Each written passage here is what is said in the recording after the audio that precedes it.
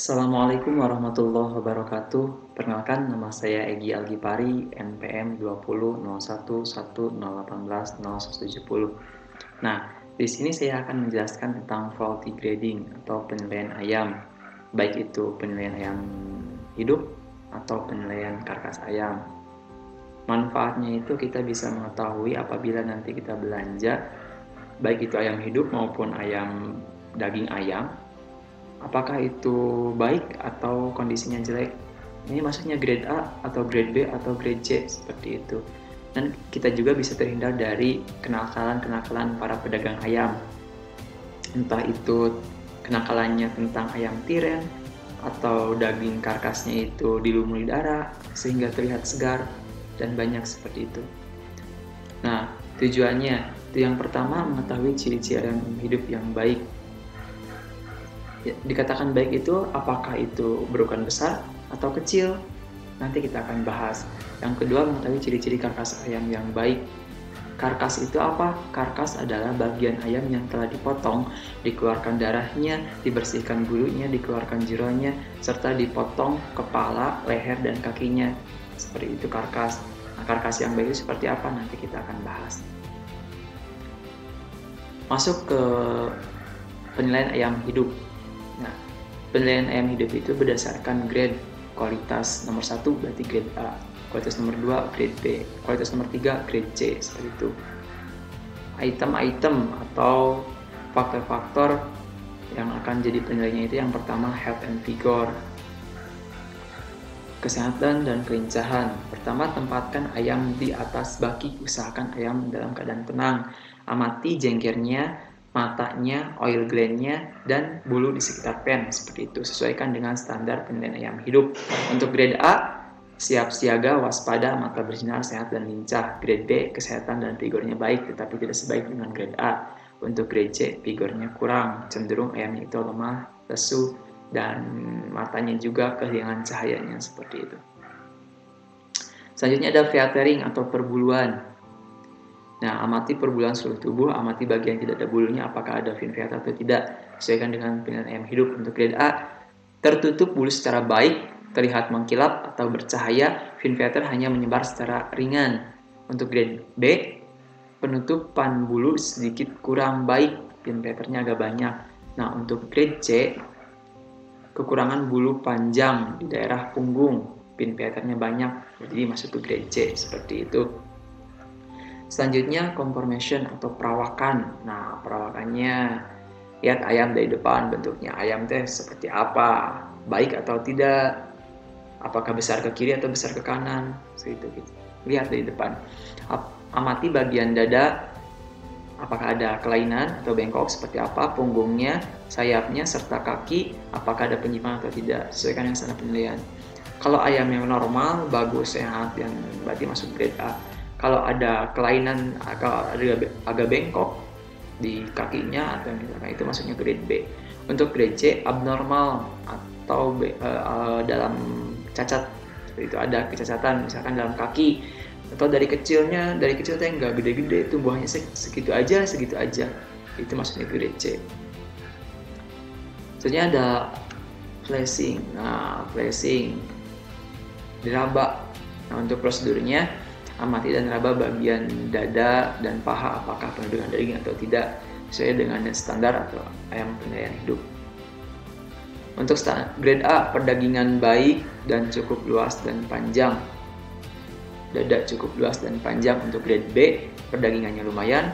Nah, untuk grade C itu perdagingannya kurang, dada sempit dan perdagingan tipis, itu grade C. Selanjutnya ada fat, lemak. Nah, amati perlemakan di bawah kulit, cubit kulit bagian perut dicubit, seperti itu, sambil dirasakan apakah terdapat lemak atau tidak, sesuaikan dengan standar. Kalau lemaknya membungkus rata tubuhnya, bisa dilihat, bisa dibaca, tubuh seluruh karkas, itu maksudnya grade A. Kalau lemaknya cukup pada bagian dada kaki, berarti masuk grade B.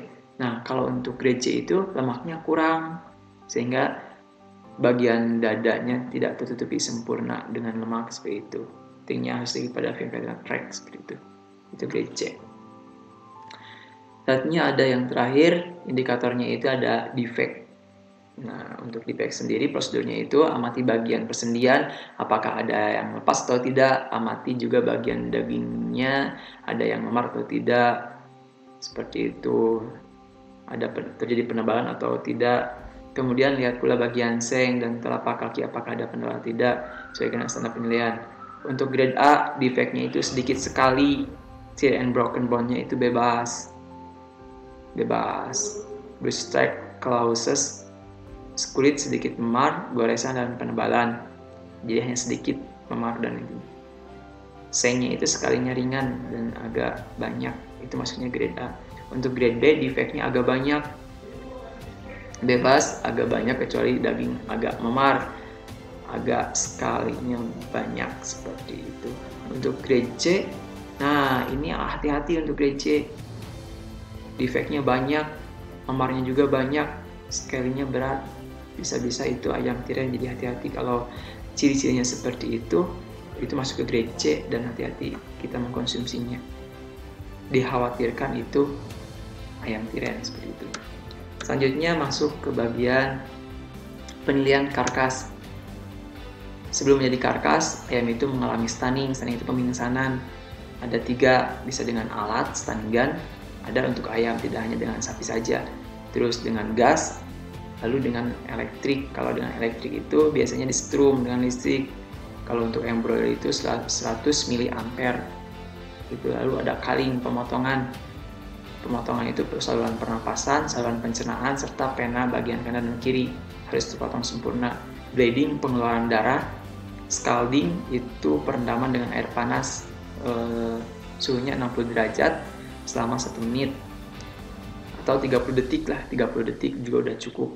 Lalu plucking, penyambutan bulu. Episcation, pengeluaran jeroan. Pemotongan bagian kepala, jadi pemisahan antara leher, kepala, kaki seperti itu, sehingga tersisa hanya bagian dada, sayap, dan badannya saja seperti itu karkas namanya.